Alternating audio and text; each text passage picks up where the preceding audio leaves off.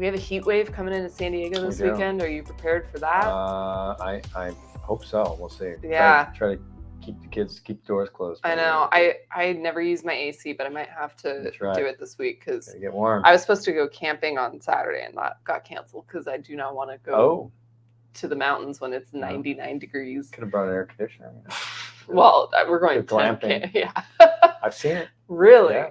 Run that I extension feel cord. like that just kind of ruins your like experience in nature. You know, you're like tent, right? have a little generator going. Right. It's not. I'm not a huge fan of that. I like. I'm with you. I like grabbing my backpacking tent and going out into the woods and just like hearing the birds. Poor San Diegans. I think that's if you walk away with anything from this podcast, it sucks to live in San Diego. It's the worst. Right? It's the worst. Yeah, right. Yeah. Well, we went from like 10 months of rain and cold, and now it's too hot. You know, we can't just have this 70-degree weather.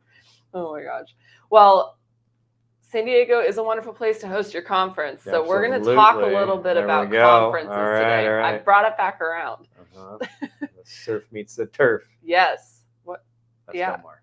Oh, okay. Yeah, that's true. That's the isn't that the racetrack? It is. Yeah. It okay. Is, right. Well, racing season starts soon. It does. It's coming up. I'm excited. Get those for hats that. ready. Hat day. I've never been to opening day. I want to go sometime, but I know. It's fun. I think it's sold out already this year. So anyway, sorry. It's getting close to lunchtime, so we're getting a little loopy. Yes, right word. All right. So conferences. I want to start you off with a little brain teaser. Is it 10 times harder to plan a conference for 1,000 people than it is to plan a conference for 100 people? Oh, is it 10 times harder to plan No, absolutely not. I think there are definitely economies of scale. I think as soon as you get even 10 or 20 people together, really, especially in a remote location, a lot of the same sort of logistics and support that needs to happen is there regardless of the number of people. I think there are certainly additional complexities that come with larger conferences for sure. However, those, when we look at sort of economies of scale and cost and that sort of thing, I think you can drive down your cost per person typically on larger events. The question though then becomes, which I'm sure is coming up in your conferences, in your talk, is is an event for 100 people as effective as an event for 1,000 people or vice versa? And so there are challenges for sure. There are additional challenges there on maybe planning logistically. 100 versus 1,000 is not 10 times more complex. Communicating, being effective and driving results for 1,000 versus 100 might not be 10 times as difficult, but might be twice as hard. Yeah. 3 times as hard. So interesting. Different ways of looking at it. Absolutely. Sure. Yeah, because you would think, 1,000 people, it's going to be way more challenging, but you're right. There's a lot of layers to it, and sometimes it's easier for certain things, especially when you're looking at, minimums and things like that. Sometimes 1,000 people can be better than 100 people. So now that we know that bigger conference doesn't necessarily mean harder, but no matter what the size of your conference, how can we make them better? We're going to talk a little bit about that today. So what are some strategies that you're seeing companies use right now that can improve their conferences? I think one of the best strategies is again, sort of back to the drawing board, sort of rethinking sort of the entire format, right? Rethinking why is it, or answering, I should say, maybe even rethinking why are we having this event in the first place, and getting sort of clear answers to that question, and then what are the specific action items or the things that we can do that support that and make sure that we're actually doing those things. Are we doing things that really are not relevant? Let's make sure we throw those things out and bring things that are relevant. And so I think that's the first step in making it better. I think also in making it better is understanding what the value or why is this important for somebody to attend. Would love to hear a little bit about what are some of the things that you've seen that have just been distracting? Yeah. My personal least favorite thing, and sometimes it makes sense for stuff and sometimes it doesn't, but event apps sometimes are just irrelevant. True. And for a 100-person conference, it may not make sense. For a 1,000-person conference, if it's utilized correctly, it does.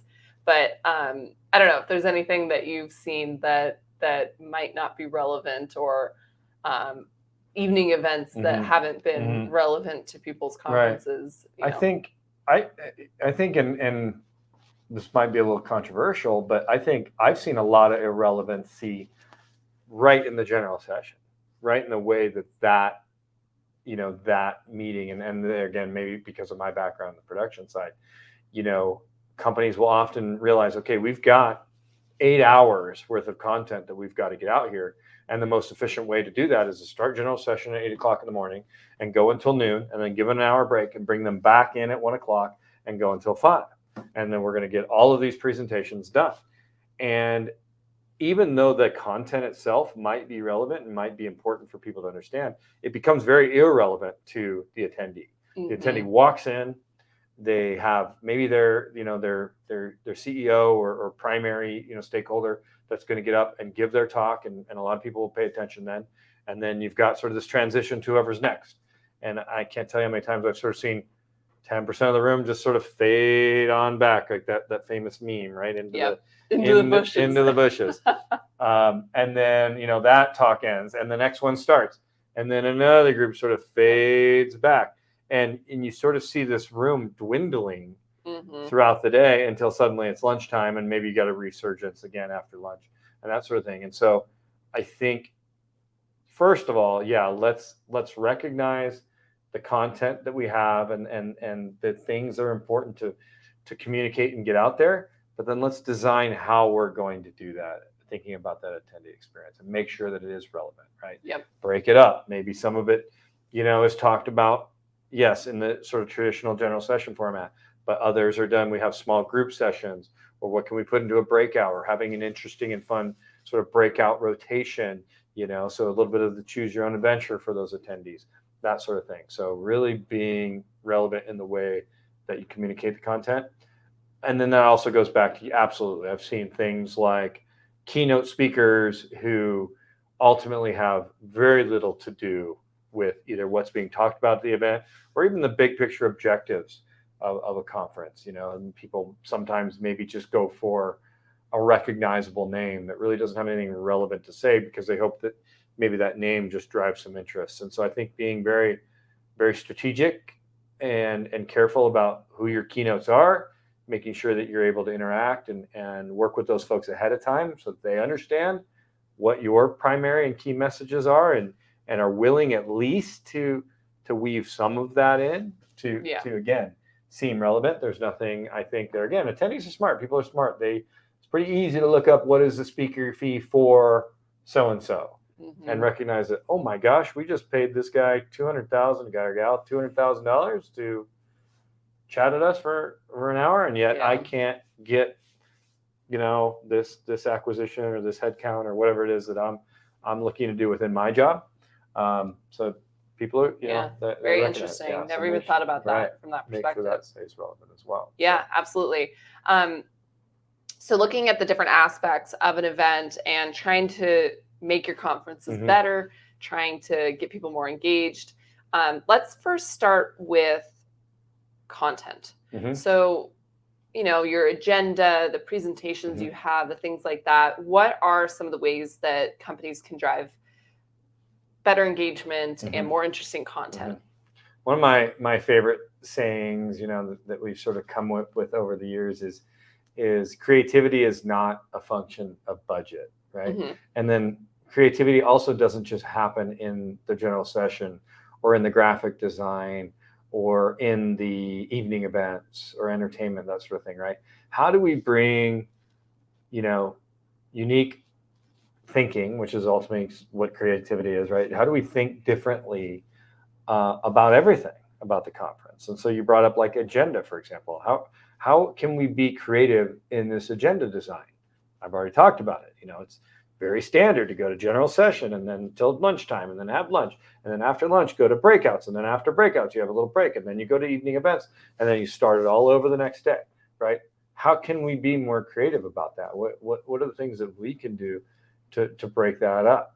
And so creativity around the other we look at is budget allocation, right? Are we allocating properly? Are the things that we're spending dollars on really going to support what our overall goals and objectives are?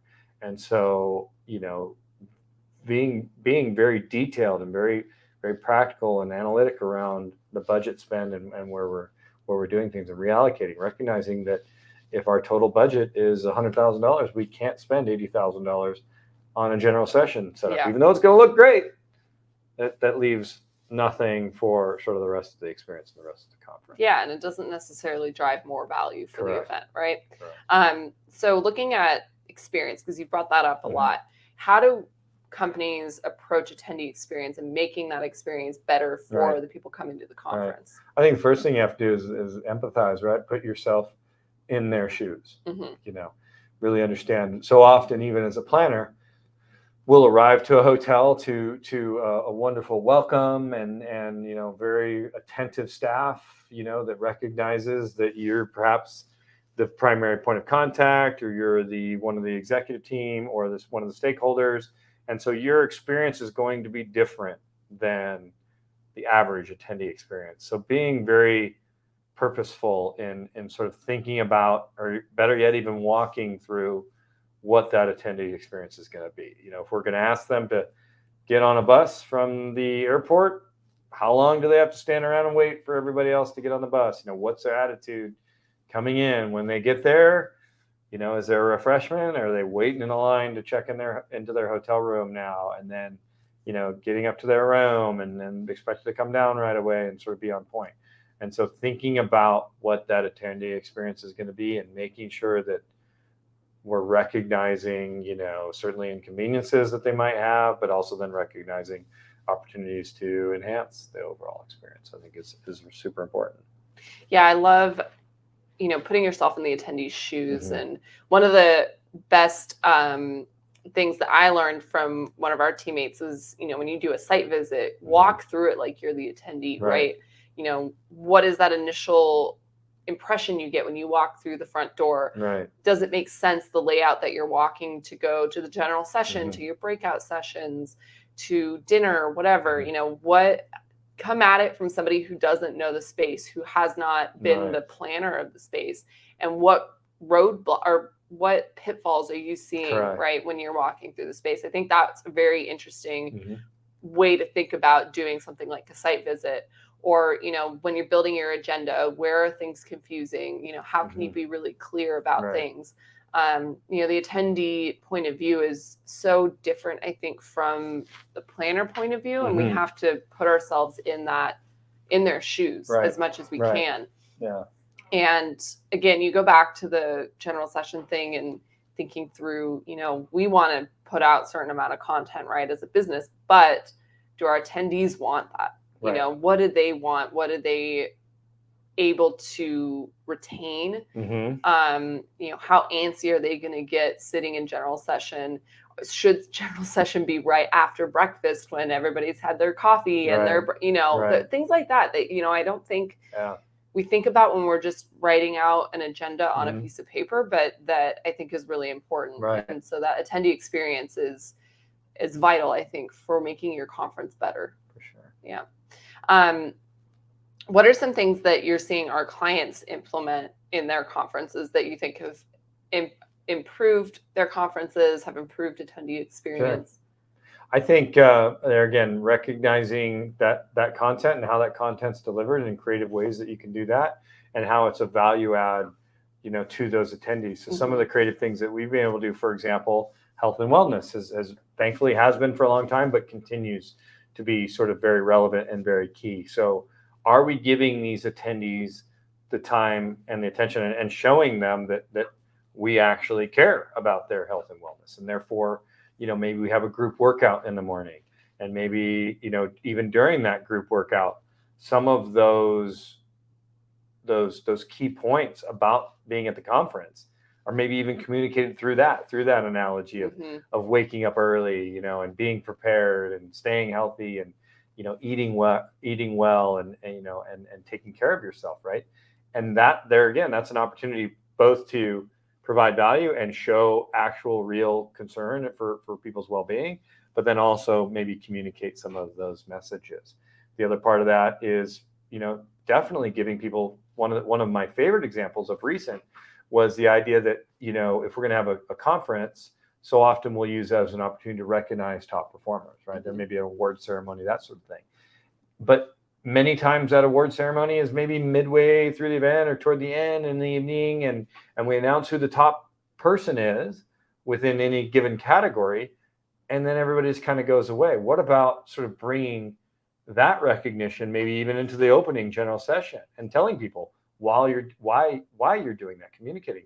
We're going to recognize our top performers right now, so you know who they are and have an opportunity. This is an opportunity for you to interact with those people, and you personally to understand why is it that they were able to perform. So that's been something that's been really neat, and we've been able to sort of suggest and actually execute with many different people. And so, yeah, I think it's very important that we recognize those opportunities to change things up. Yeah, I love that. And especially because it also drives value for the business, right? It's not just the attendee experience, it's also the business value. Take a pause really quick because my brain is struggling. I think we're probably close to the end, so we can kind of wrap up. And I won't ask you 3 things, but oh no, 3 things. Okay. Sorry,